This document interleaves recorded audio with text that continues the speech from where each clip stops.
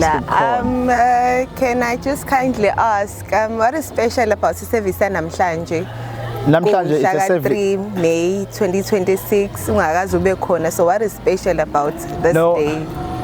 Uyangizwa nje ngifisa ukuphendula ungaqedi nanokungibuza. Namhlanje it's a service of Shekinah glory.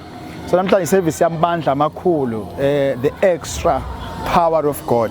Namhlanje we are going to see and sibone sazi amandla kaNkulunkulu namhlanje, the Shekinah glory. Remember in the Bible, when you read from Genesis up to Revelation, you found out ukuthi uNkulunkulu beneyikhathi lapha akavela khona, or else uNkulunkulu beneyikhathi lapha bekhuluma khona ngabaprofeti bakhe. So namhlanje we are going to experience the Shekinah glory, the real presence of God.